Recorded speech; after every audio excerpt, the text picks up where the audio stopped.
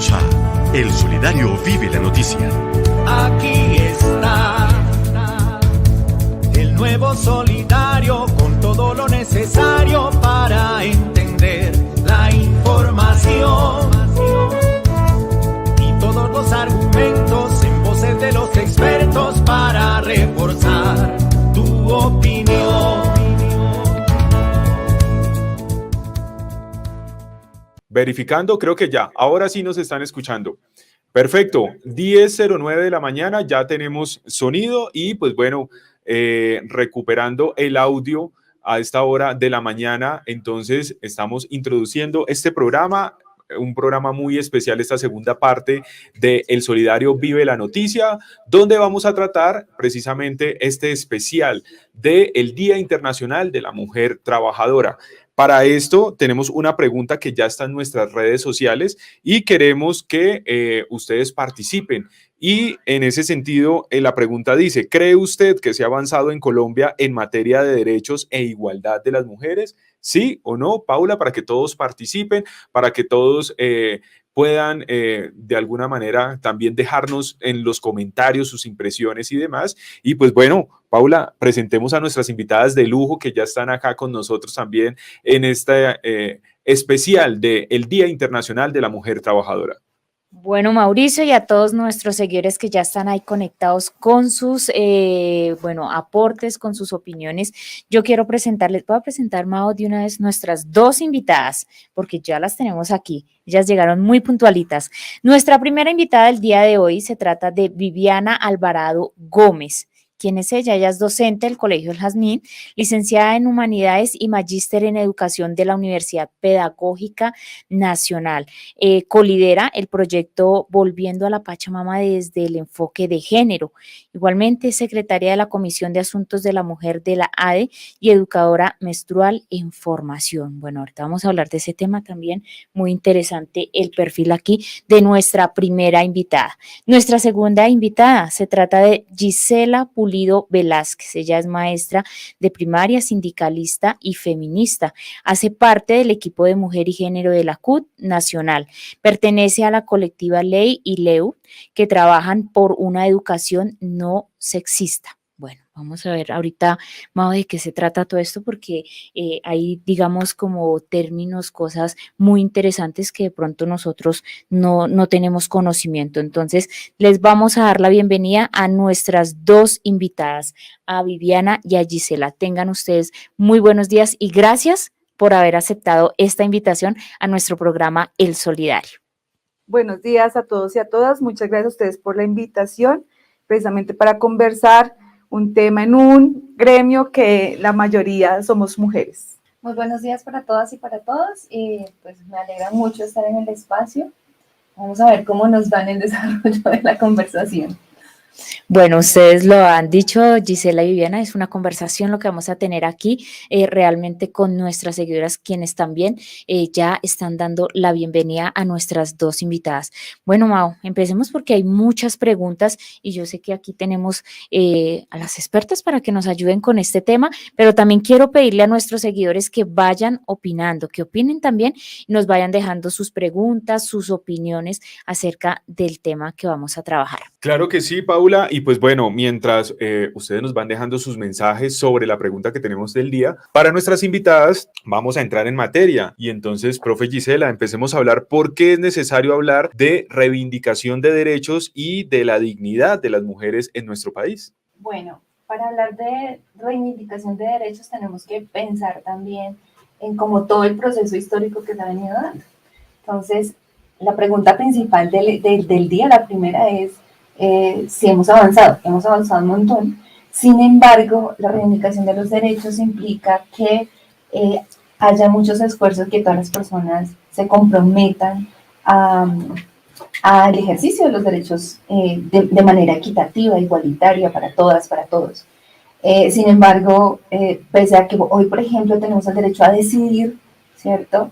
Si somos o no somos madres, hay todavía unos impactos en la sociedad que nos impiden, por ejemplo, acceder a ese derecho. Entonces, reivindicar los derechos es muy, muy, muy importante justamente por eso.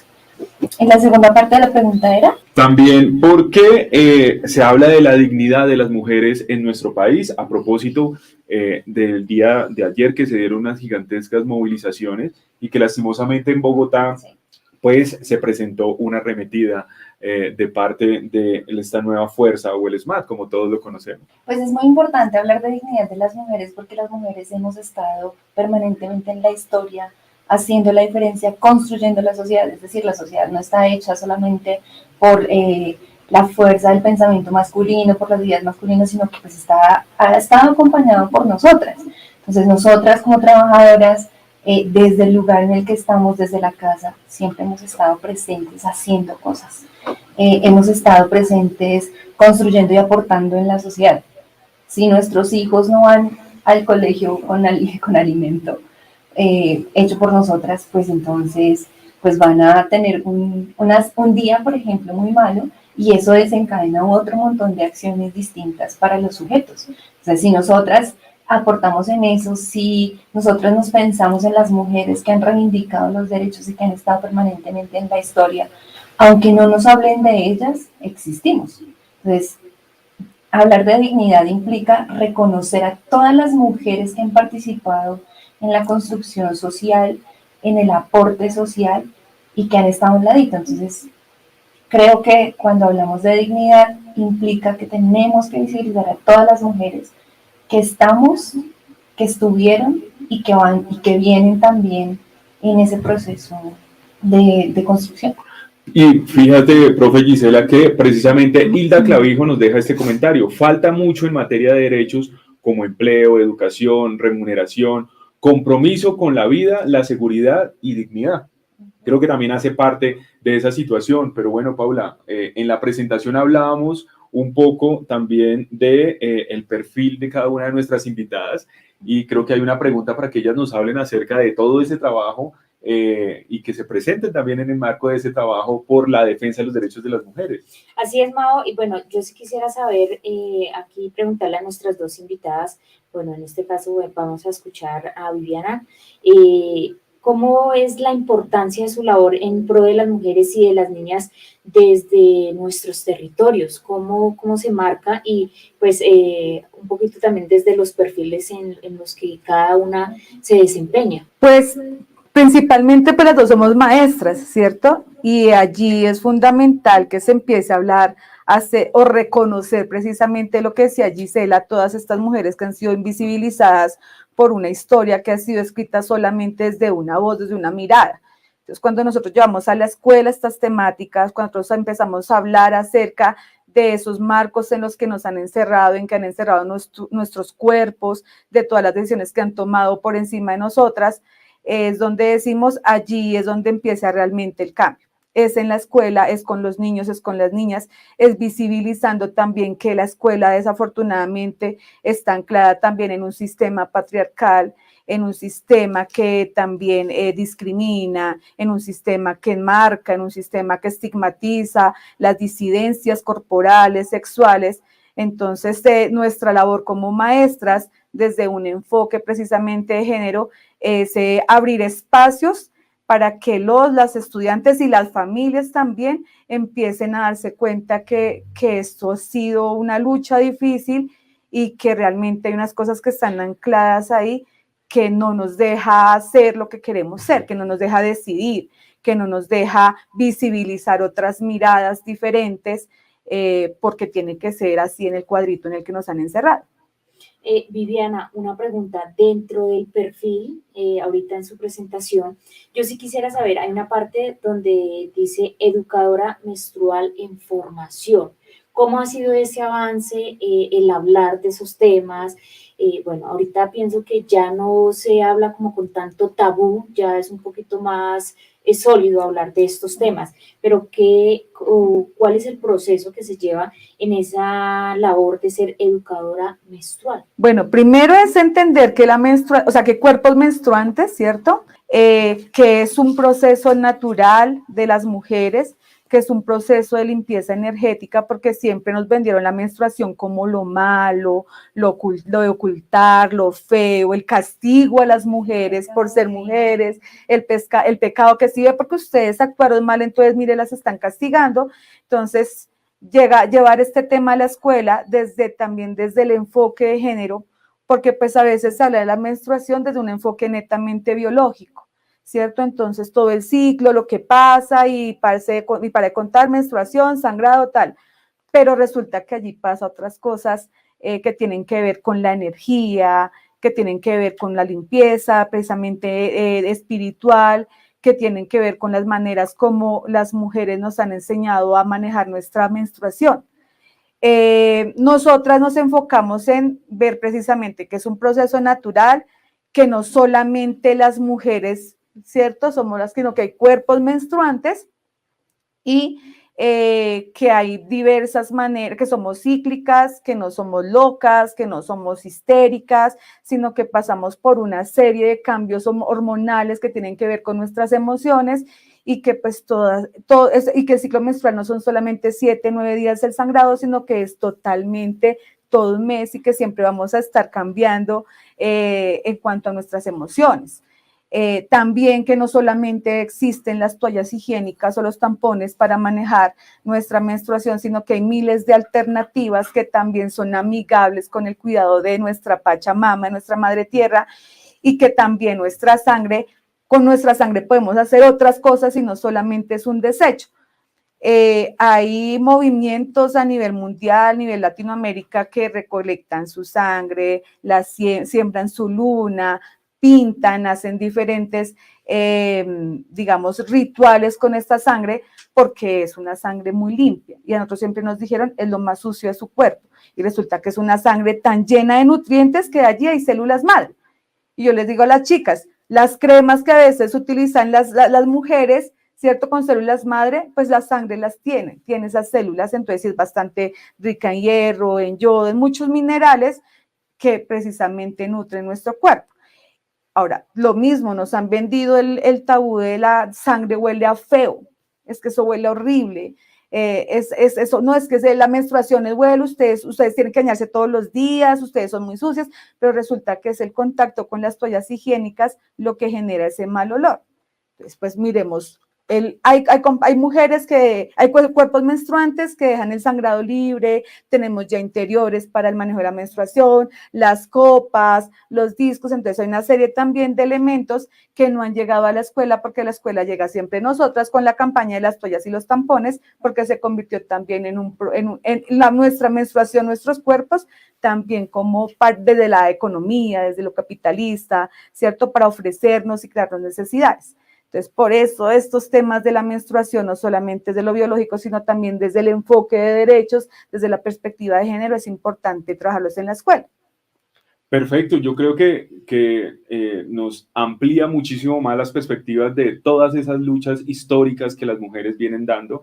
Incluso se plantean algunos ejemplos internacionales de que existe una legislación, por ejemplo, que facilite los días durante el periodo menstrual, que las mujeres puedan tener una especie de licencia remunerada, que puedan trabajar desde casa o otras alternativas que se puedan tener allí, que por supuesto avanzamos en la importancia de acompañar todas estas luchas que se están dando y por supuesto, antes de pasar a la siguiente pregunta, también nos gustaría conocer de parte de la profe Gisela, bueno, comentar un poco acerca también de esa labor que has venido desarrollando en pro de la defensa de los derechos de las mujeres y de las niñas también en los territorios, porque como maestras, además de librar todas estas luchas como mujeres, también se trata de esa situación y es que nuestras estudiantes puedan empezar también a entender la importancia de librar todas estas luchas y todas estas batallas en favor de las mujeres. Bueno, pues como colectiva LEUITEU, nosotras estamos en un proceso de cazar imaginarios sociales patriarcales. Y pues como maestras, pues tenemos una base social bien importante que son los niños y las niñas. Entonces desde ahí uno se da cuenta que pues lo que necesitamos es transformar las prácticas pedagógicas patriarcales que reproducimos una y otra vez en el discurso, en la acción, en lo que enseñamos, porque cuando enseñamos historia, enseñamos la historia patria con próceres y dónde están las mujeres, que son muchas. Cuando enseñamos sobre ciencia, hablamos sobre los científicos, pero dónde están las mujeres que también hicieron ciencia.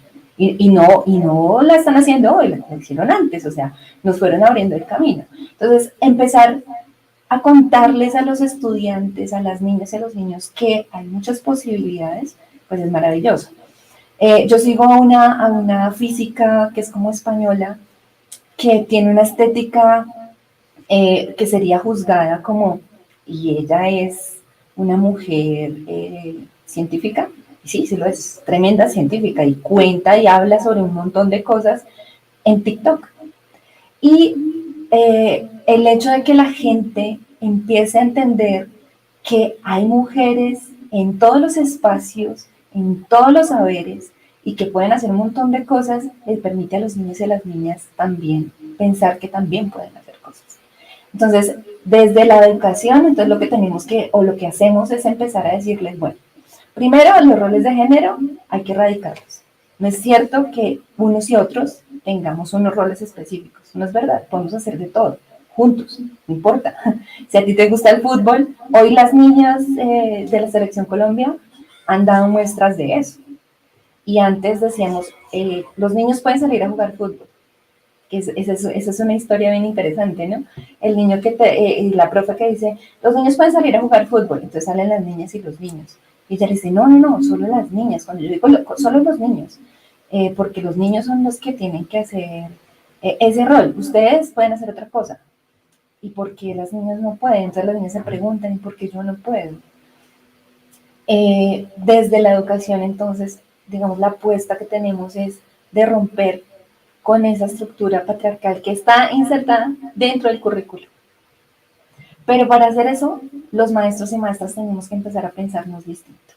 Porque salimos, porque hacemos un montón de cosas, y cuando nos damos cuenta, o cuando nosotras que estamos haciendo esta tarea nos dimos cuenta, nos vimos en un espejo de todo lo que repetimos, siéntese bien, eso no es de niñas, eso no es de niños, este color es para tal cosa, los niños con azul, las niñas con rosado, todos esos elementos que hacen que de verdad se configure en la mente de las personas un papel específico que realmente no identifica a los seres humanos. Entonces, hacer esa tarea y pensarnos y vernos a nosotras mismas y a nosotros mismos en ese rol, dijimos, no, miércoles, algo tenemos que hacer, tenemos que empezar a cambiar. Pues hay que hablar de esto, estos espacios permiten empezar a pensarnos, invitar a los maestros y a las maestras a que procuren escuchar a los estudiantes. Es que hoy la educación no es solamente de una sola vía, de nosotros para ellos, es mutua. Tenemos que aprender un montón de cosas, porque hoy ellos se enuncian de una manera distinta, leen el mundo y la realidad de una manera diferente. Entonces, posicionar a las niñas es importantísimo y darles oportunidad para que sus voces sean escuchadas, eso es, digamos, el trabajo más importante que hemos venido haciendo. Y pues hablamos con padres de familia, con maestros, con los estudiantes, y eso es como lo que hemos venido construyendo, pero pues es una tarea dura, larga. Bueno, Gisela, aquí por medio de las redes sociales nos están insistiendo mucho. ¿Cómo se llama la científica que sigues? Y varios seguidores nos están preguntando. Bueno, ella es física AMR, creo que es. El nombre de ella exactamente no lo recuerdo, perdón. Pero prometo que si la encuentro, la paso por el chat y se las comparto. Es muy, muy bueno. Bueno, entonces ahí para que estén pendientes nuestros seguidores, ahorita les damos el nombre exacto para que la puedan consultar también. Están muy interesados ahí en consultarla. Bueno, yo sí quisiera hacerle esta pregunta pues a nuestras invitadas. En la historia pues hemos destacado mujeres ideales, que era lo que nos hablaba ahorita Gisela, que han trabajado y han dado su vida por sus ideales o por nuestros ideales. ¿Qué podemos decir en este momento de las amas de casa, de la niña, de la maestra de aula y de tantas mujeres que como líderes sindicales hacen también patria y cambio en nuestro país o en nuestra sociedad? Pues igual son, o sea, esas mujeres que estamos también desde los territorios, desde las bases, pues también han sido invisibilizadas por la historia, ¿cierto? Porque solamente se muestran ciertos íconos o ciertos personajes, pero también, por ejemplo, las labores del cuidado, ¿cierto? Que son tan importantes en la construcción de una sociedad, pues también han sido invisibilizadas de esos aportes a todo lo que tenemos hoy en día. Entonces, creo que los movimientos feministas vienen reivindicando precisamente la labor del cuidado también como un espacio político de las mujeres, pero también no solamente el cuidado porque también tenemos unos imaginarios de cuidado, ¿cierto? Entonces, por ejemplo, tenemos un imaginario de cómo debe ser la mamá. Entonces, la mamá es la que siempre tiene que estar pendiente de sus hijos e hijas, y si no está la mamá, entonces el hogar se destruye.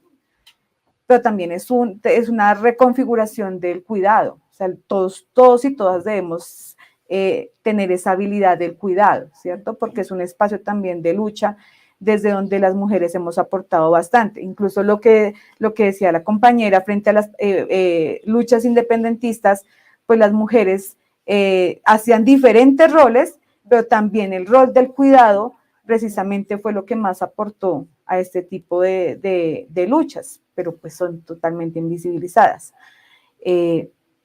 Pero por otro lado también las mujeres que somos maestras, las mujeres madres, también tenemos una carga ahí muy fuerte.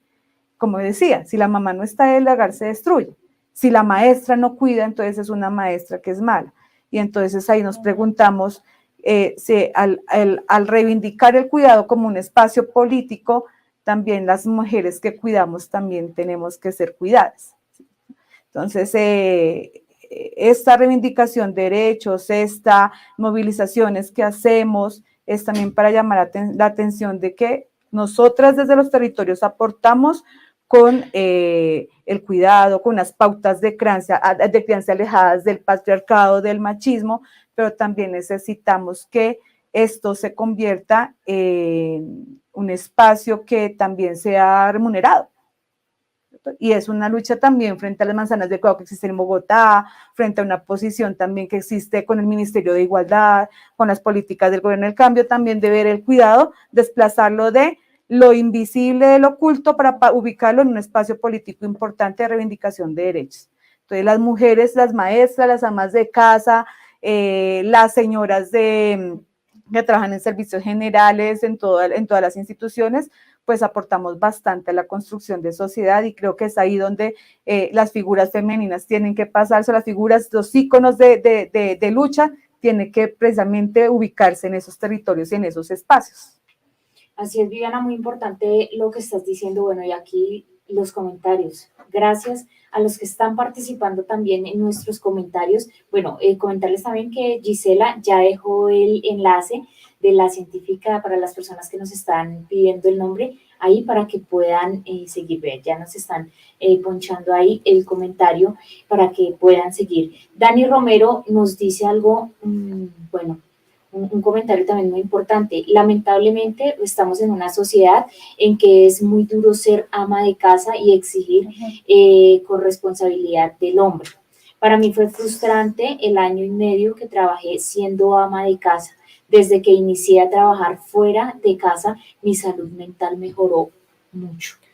Y es que, de acuerdo, es una situación bien compleja, y por eso, a propósito de lo que mencionaba ahorita la profe Vivian, tiene la necesidad de que existan unas políticas públicas que entiendan que se pueda desarrollar todo un sistema nacional del cuidado en el que a esas personas que están en nuestras casas, nuestras mamás, nuestras abuelas, nuestras esposas, incluso, que a veces asumen esas labores del cuidado, eso es un trabajo que no está remunerado y que es necesario que se remunere, que es necesario que se pueda entender la importancia que incluso términos económicos que aporta al Producto Interno Bruto, que pueda darse esa situación. Sin estos cuidadores en nuestras casas, pues difícilmente la sociedad se puede mover, pueden salir a trabajar, pueden salir a dedicarse a otras labores económicas, a llevar ese sustento a casa, porque es necesario que se reconozca y se tenga allí.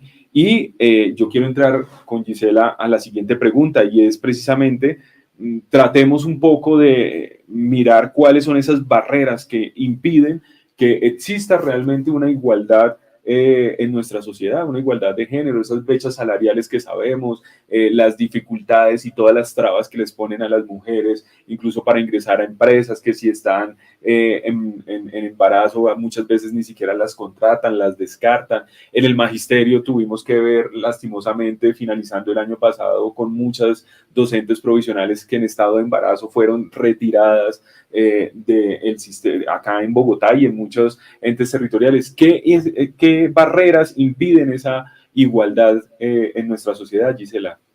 Pues yo creo que muchas barreras que se han impuesto han sido primero por el tema de voluntades de los sujetos que deben ejercer el derecho o la norma o como debe ser. Y tiene que ver con unos prejuicios o unos imaginarios que hay sobre las mujeres. Las mujeres, se nos ha dicho socialmente que las mujeres somos débiles, que no tenemos capacidades, o que por el hecho de menstruar tenemos unas situaciones muy complejas, dramáticas, somos histéricas, no nos podemos controlar emocionalmente, lo cual es una mentira. Precisamente el hecho de que nosotras tengamos una condición emocional de ese carácter nos ha permitido hacer cosas, movernos, ¿sí? Porque siento yo que en el caso, por ejemplo, de los hombres, el hecho de que no hayan podido expresar las emociones los ha mantenido inmóviles, ¿sí? Nosotras nos movemos gracias a la emoción, gracias a que tenemos como esa visceralidad que nos permite alzar la voz cuando vemos la injusticia, de tener acciones rápidas para dar solución a ciertas cosas que desafortunadamente implicarían la participación de muchas personas, pero no la tenemos, entonces nos toca solas. Y además también nos han cargado de un imaginario en el que somos débiles, pero tenemos que poder con todo. Todo lo tenemos que poder hacer.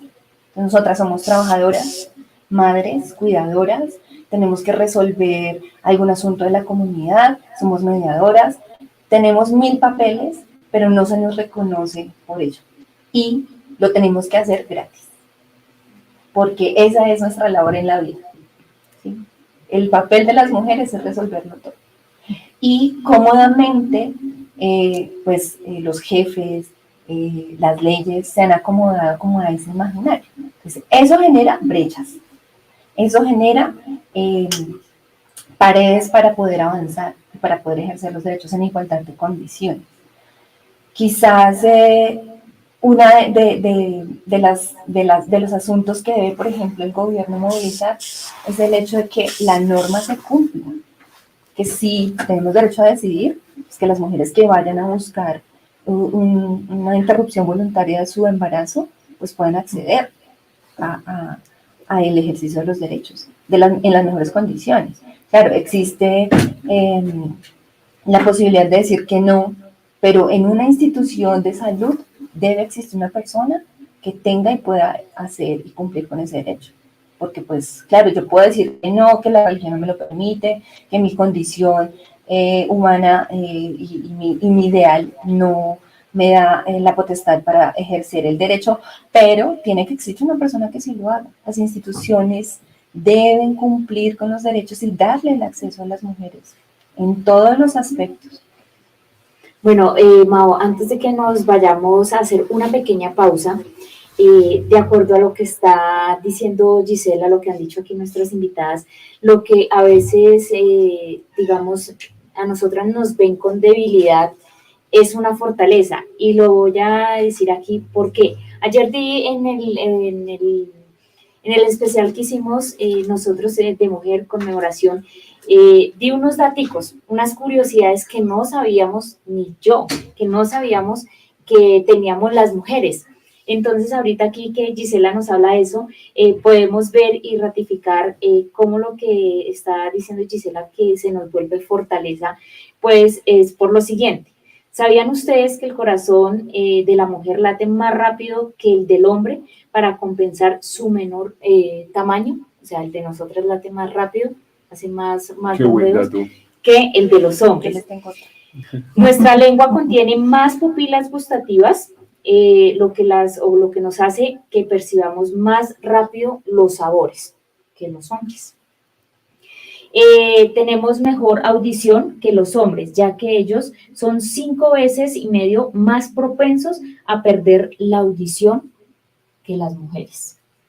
Entonces seguimos siendo un poquito más fuertes a pesar de todo lo que nos toca de pronto, pues yo creo que por esa misma resistencia que a veces le toca al cuerpo femenino, ¿no?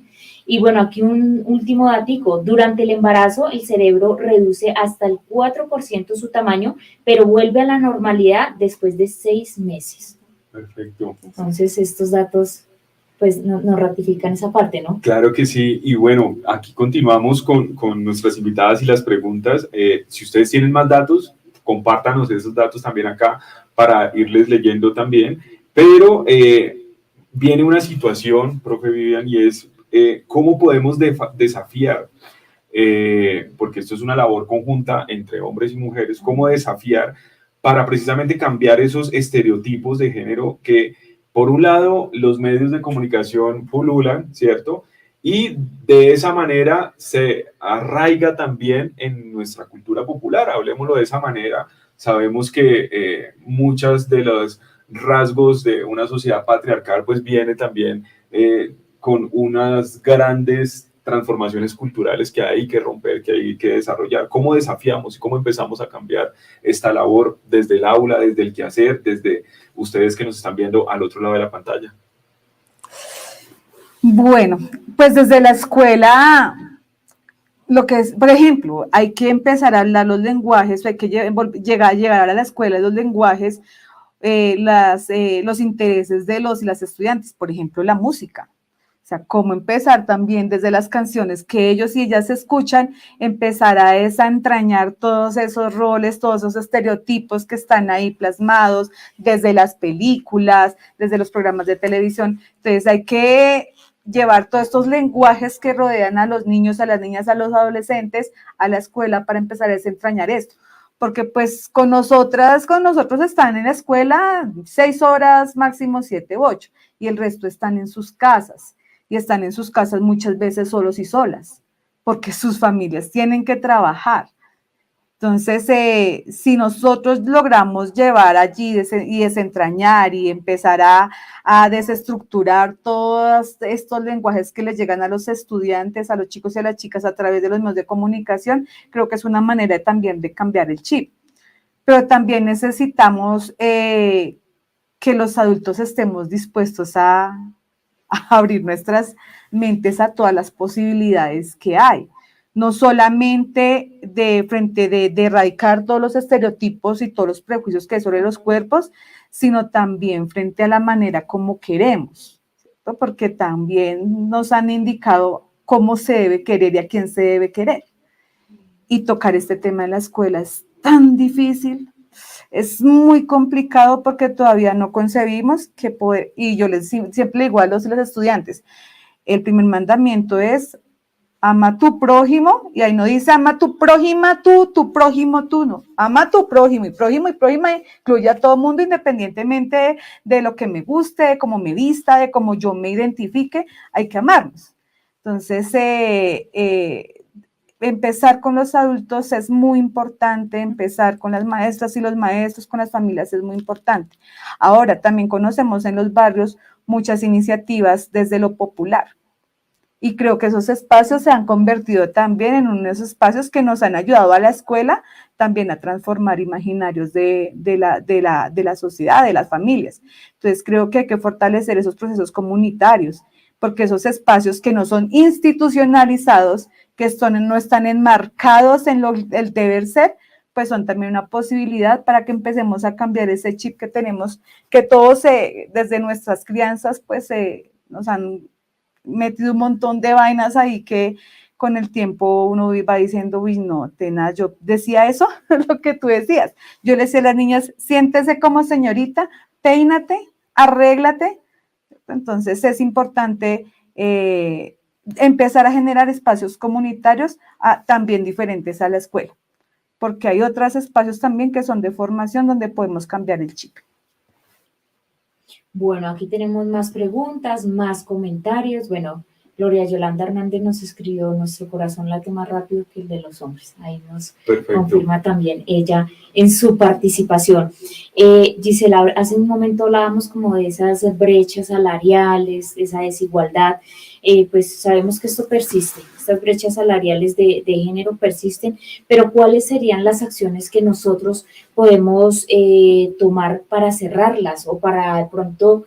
Bueno, yo creo que cerrarlas al 100% no creo sea posible, pero pronto sí para minimizar ese fenómeno y pues ¿qué acciones podemos poder hacer para buscar como esa igualdad? ¿Será que sí podemos avanzar o al contrario, vamos en retroceso? ¿Cómo hacer? Yo creo que las políticas públicas existentes nos permiten exigir. Porque es que no es un asunto que la norma no establezca. Hay unas tablas salariales por el nivel profesional, por ejemplo.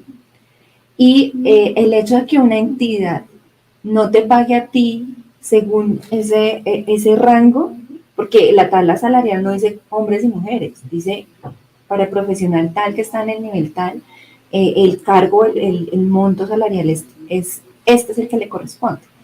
Por lo tanto, lo que corresponde es que nosotros y nosotras, en realidad, hagamos la denuncia. Entonces, no podemos permitir que en el mismo nivel en el que estamos dos compañeros, un hombre y una mujer, a mí me paguen menos. O bueno, pueda que nos paguen lo mismo, pero a mí me exijan 2 o 3 veces más de responsabilidades, me carguen de responsabilidades, que eso también implica una brecha salarial distinta, porque yo tengo que trabajar más horas, porque yo tengo que llegar a mi casa a completar, digamos, el informe que me están pidiendo extra porque soy mujer, ¿sí? O porque en la cabeza de los jefes está el hecho de que nosotras tenemos funciones secretariales, por ejemplo. Creo que eso es una primera cosa, exigir y denunciar ese tipo de casos. Pero lo otro es que también es necesario meter dentro de la normativa un asunto que es justamente que tiene que ver con el tiempo de trabajo de las mujeres. Pues nosotras tenemos hasta 3 jornadas laborales. Vuelvo y repito, la jornada laboral de 8 horas, ¿cierto? Tenemos la jornada laboral en casa y tenemos la jornada laboral de cuidado, porque nadie nos suma que tengamos que acompañar a un familiar o una familiar al médico, por ejemplo. ¿Quién te paga eso? Nadie. Y cuando las mujeres, por ejemplo, pedimos una reducción en la cantidad de horas laborales, tiene que ver con eso, porque nosotras, como no nos pagan el trabajo en casa, como no nos pagan el trabajo de cuidado, pues podemos compensarlo. Pero lo que pasa es todo lo contrario, nos recargan de trabajo. Entonces una mujer, por ejemplo, sindicalista, debe hacer 3 veces más, visibilizarse 3 veces más, para que digan, ay, vea esa mujer, cómo es de poderosa, cómo hace de trabajo, cómo es de tesa, cómo tiene buen discurso. Porque tiene que hacer 3 veces más que un compañero en el mismo nivel, que hace mucho menos. Y digamos, no está mal que haga mucho menos. Lo que pasa es que tenemos que hacer exactamente lo mismo y darnos el mismo valor, ¿no? Y eso no pasa. Entonces, creo que la brecha tiene que ir en esas 2 vías. Reconocer que trabajamos muchas más horas al día que un compañero, y que cuando se nos remunera menos que al mismo compañero que tiene el mismo nivel que yo, pues hay que hacer la denuncia. Eso es. Creo que aquí podemos hilar con nuestra siguiente pregunta, y es, pues desde el movimiento sindical, desde los trabajadores se viene impulsando que Colombia pueda ratificar el convenio 190 de la OIT, que básicamente es el convenio que busca que se elimine todo tipo de acoso en el mundo del trabajo. Y en ese sentido, yo creo, profe Vivian, que es necesario que hablemos la importancia de poner las alertas, de que se sepan cómo deben abordarse estas situaciones, porque sabemos que hay muchísimos lugares, tanto en el sector público como en el sector privado, donde esto es el pan de cada día, el acoso en el mundo del trabajo y el acoso pues visto desde diferentes escenarios, y para eso incluso se ha construido una especie de violentómetro donde podemos identificar desde el acoso laboral hasta situaciones como acosos sexuales y demás. Entonces, ¿cómo podemos visibilizar la importancia de que, por ejemplo, se denuncie el tema del acoso, que no naturalicemos que ay, es normal que en la fiesta de fin de año o que en las integraciones o cosas así se presenten abusos o situaciones que no se deben dar, insisto, ni en el sector público ni en el sector privado de ninguna empresa?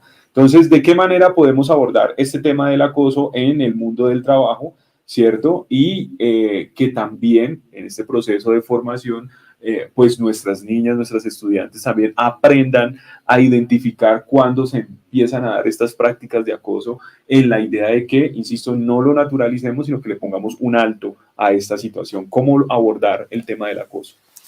Bueno, primero es importante que este convenio no es de este año, o sea, ya viene de varios años, pero solamente es este año que en Colombia se logró ahorita precisamente erradicar el proyecto de ley para que se ratifique este convenio. Y esto permite, el convenio no solamente ratificar que existe acoso y violencia sexual en los trabajos, sino que también todas las empresas, todos los empleadores públicos, privados, deben también tener acciones de formación, acciones de seguimiento, también espacios de denuncia. Entonces, no solamente es que exista el proyecto de ley o exista en el papel, sino que hay que materializarlo. Y yo considero que una manera de materializarlo es precisamente la existencia de protocolos de atención de violencias basadas en género en cada una de las empresas, en los sindicatos, en los colegios, porque un protocolo nos permite que un acompañamiento jurídico, nos permite también un proceso de prevención, pero también un proceso de seguimiento, también unos espacios de denuncia, porque a veces pues las mujeres y también los hombres nos quedamos callados y calladas frente a las violencias porque por los miedos, no es que de pronto me echan, de pronto no va a tener la oportunidad de que me renueven el contrato, porque, por ejemplo, en Secretaría de Educación, allí muchas contratistas no les renovaron contrato por quejarse por una violencia, un acoso sexual. Entonces, es importante, una manera de materializar este acuerdo es que existan los protocolos de atención de violencias basadas en género. Nosotras, un grupo de maestras que hemos venido trabajando todo el enfoque de género en los colegios, y que también por trabajar este enfoque hemos sido violentadas en los colegios, solicitamos a la Secretaría de Educación cuál era el protocolo de violencias. Está ahí, existe, porque tenemos protocolos para la atención a los y las estudiantes, pero cuando una maestra o maestros de disidencias sexuales son vulnerados, son violentados, son acosados, la Secretaría de Educación no tiene un protocolo para la atención. Y entonces, ¿qué nos toca? Asumir este tipo de situaciones de manera individual. Vaya usted al médico, vaya a medicina legal, vaya a la fiscalía, porque tampoco tenemos una justicia feminista. Y esto obstaculiza mucho más. Entonces, hablar de este convenio implica también unas acciones afirmativas por parte de todas las entidades que garanticen que se erradique, se disminuya este tipo de situaciones de acoso y violencia sexual en todos los lugares. Y la principal forma es establecer protocolos. En el sindicato, los sindicatos no tienen protocolos de atención de violencias basadas en género. No tenemos abogados con perspectiva de género, no tenemos un acompañamiento psicosocial que son tan importantes, porque no solamente es poner la denuncia y ya el abogado, y sabemos que esos trámites son larguísimos, sino también todo el acompañamiento psicosocial, porque una mujer, una persona que es víctima de una violencia, un acoso, todo lo que sufre es y le toca sola. Y vamos al psicólogo de la EPS y las consultas de 20 minutos. Y las respuestas de los psicólogos es, escucha voces, no, no, está loco, eso está bien, váyase. Entonces también son las cosas que el sistema de salud, el sistema judicial, el sistema educativo, todos tienen que precisamente trabajar en funcionalidad de garantizar los derechos. Mientras que eso no exista, no existe una justicia feminista, no exista jueces con enfoque de género, pues esto realmente es muy difícil y es una lucha constante que hemos dado todas las mujeres en las calles, pero pues es complicado. Bueno, Mau, muy interesante lo que están diciendo aquí nuestras invitadas y por supuesto aquí también muchos comentarios. No sé si quieras leer uno antes de ir con la otra pregunta aquí también que me surge rápidamente. De acuerdo, es que precisamente a propósito de esta situación que mencionábamos del tema de cómo abordar la situación del acoso, nos dejan un comentario, dice, a veces como maestras hemos denunciado y nada pasa. Las direcciones locales, rectores, la Secretaría de Educación y la misma personería lo que hacen es que devuelven el caso y las situaciones continúan como naturalidad.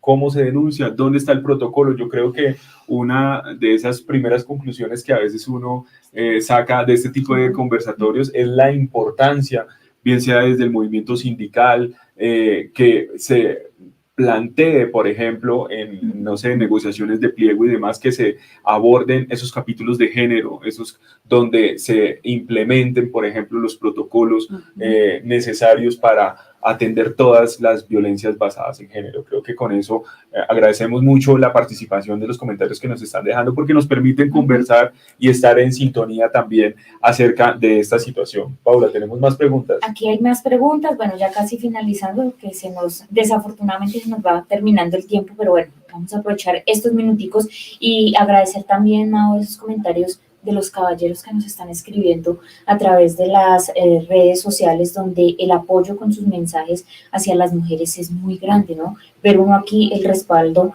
ya lo decíamos, de todos estos hombres que nos están escribiendo, de verdad, felicitarlos, porque a veces algunas personas o algunos hombres piensan que si apoyan a la mujer, los hace menos hombres, ¿no?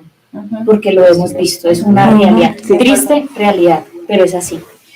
Yo sí felicito de verdad a todos los que están aquí conectados, dejándonos ese mensaje de apoyo hacia las mujeres. Muchas gracias, caballeros. Bueno, Gisela, hablando aquí de los hombres, ¿qué papel juega el hombre en la lucha de los derechos de las mujeres y las niñas de nuestro país? ¿Cómo es ese papel de ellos? Juegan un papel bien importante.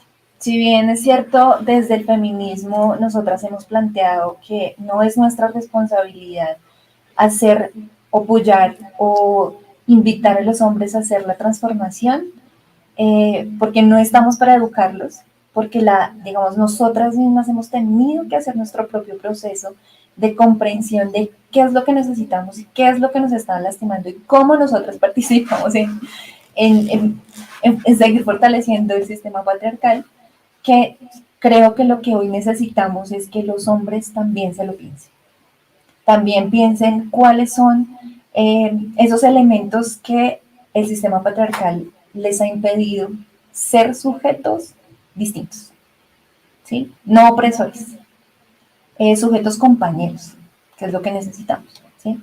Las feministas hablamos de los aliados como una ironía, porque muchos compañeros creen que porque hacen ejercicios o labores domésticas ya es suficiente, que porque ellos no golpean o no levantan la voz a sus compañeras de trabajo o a sus familiares, ya tienen un concepto, porque ayudan, ¿sí? En casa, ya están deconstruidos y ya son feministas, diría alguna vez nuestro querido presidente que somos feministas, y yo decía, no es eso. Digamos, el papel que deben jugar los hombres en esta deconstrucción social que compete a todo el mundo y que además afecta a nuestros niños y niñas,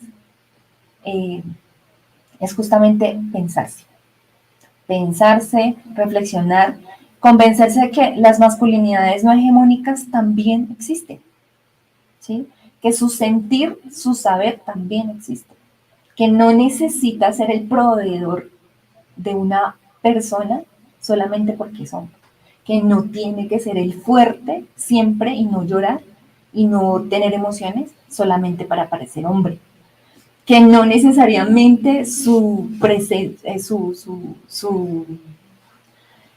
forma física debe ser de determinada manera para parecer hombre, que puede llevar el cabello largo, que puede utilizar faldas para sentirse cómodo. Hoy digamos que en ese sector de la moda podemos ver que hay hombres que se ponen falda y se ven divinos, y eso no les quita su capacidad como sujetos y como seres humanos.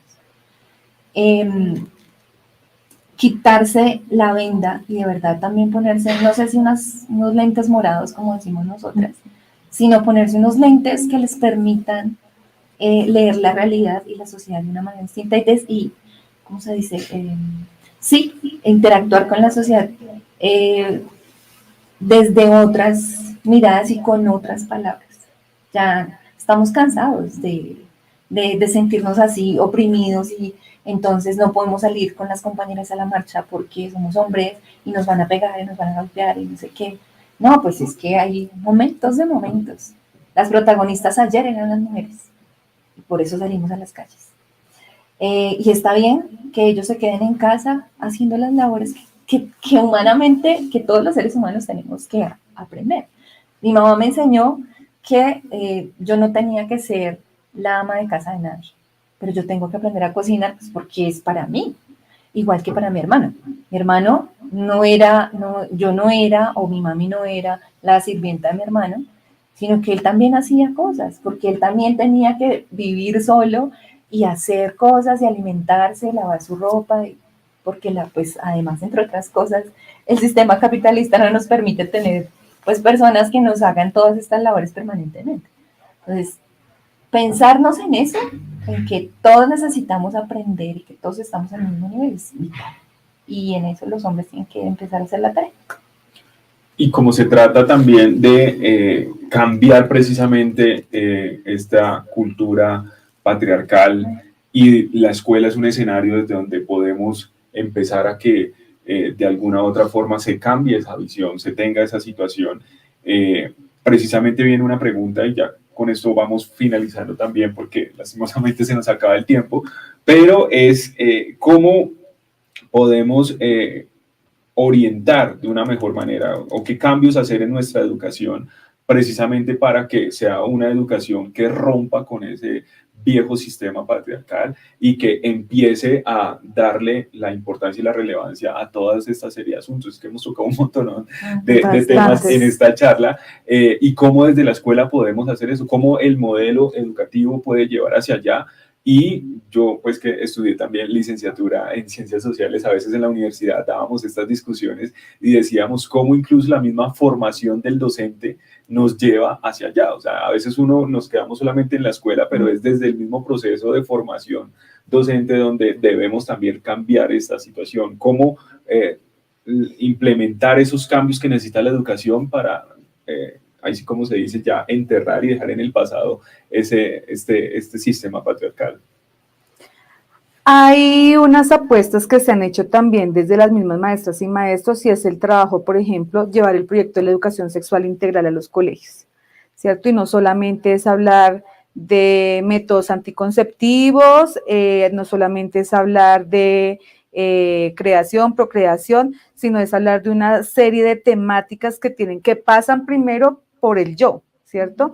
Por mi autoestima, por quién soy yo realmente, cómo es mi cuerpo, cómo se ha construido también mi cuerpo, pero también cómo lo puedo deconstruir, hablar de menstruación, hablar de derechos sexuales y reproductivos, hablar también de esas masculinidades no hegemónicas, de otras maneras de asumirnos, de ser hombres, ser mujeres, de ser personas dentro de la escuela, también de visibilizar todas las disidencias sexuales que existen, porque ahorita habitamos una escuela donde hay personas trans, donde hay chicos y chicas trans, y se ha convertido la escuela también en un espacio muy violento con ellos, con ellas y con ellos. Entonces, si nosotros ubicamos dentro de la escuela un proyecto de educación sexual integral, esto nos va a permitir poder entender, comprender y vivir con esas diferencias, convivir con esas diferencias, porque de otra manera creo que no es posible. Y creo que también hay que visibilizar desde las diferentes áreas, desde matemáticas, desde el deporte, desde las artes, desde la literatura, también los aportes que han hecho las mujeres, que han hecho las disidencias sexuales a la construcción de sociedad. Entonces, esto tiene que pasar también por un sistema educativo que hay que transformar totalmente, alejado de contenidos y de temáticas que a veces son tan descontextualizadas de los territorios. Hay que también desplazar todas las pruebas externas, que lo único que es homogenizar, para poderle dar entrada a todas estas situaciones que son de la cotidianidad de las personas.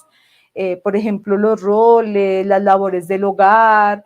Hay un proyecto de un profe y era los héroes del hogar, los héroes de la casa, pues que todos podemos barrer, todos podemos trapear. O sea, llevar estas situaciones cotidianas a la escuela creo que es el fundamento principal para empezar a ver la posibilidad de un mundo donde todos y todas quepamos, independientemente en qué creemos, a quién queremos, cómo nos vestimos, lo que expresamos. Entonces es parte precisamente de políticas también educativas muy claras, porque si no cambiamos el sistema educativo, pues seguiremos siendo lo mismo, porque tenemos que responder a unos lineamientos, a unos estándares, y pare de contar.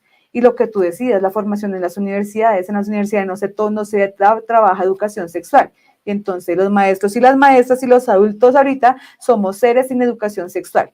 Y nuestra educación sexual fue en la práctica durante la vida, pornografía, porque ahorita tristemente también los y las adolescentes están llegando a la educación sexual a través de la pornografía, que son violaciones, ¿cierto? Entonces, todo esto tiene que salir expresamente de la raíz del sistema educativo.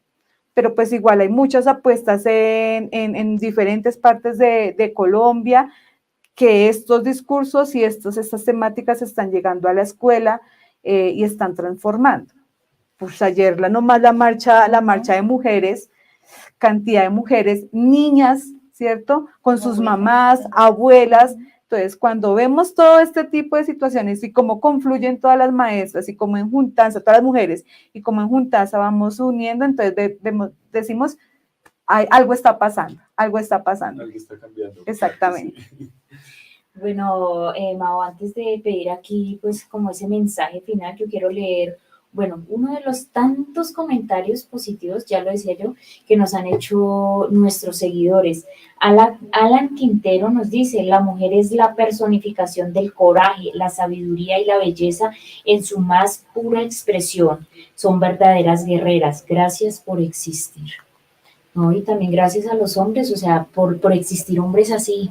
Realmente yo sí agradezco eso también, porque, bueno, a pesar de la existencia de las mujeres, también hay hombres que todavía siguen siendo caballeros y que ojalá nunca vayan a perder como esa parte de apoyo y de una u otra forma, tanto de amor a la mujer como de ese amor mutuo, amor propio, porque de ahí sale y nacen también muchos comportamientos.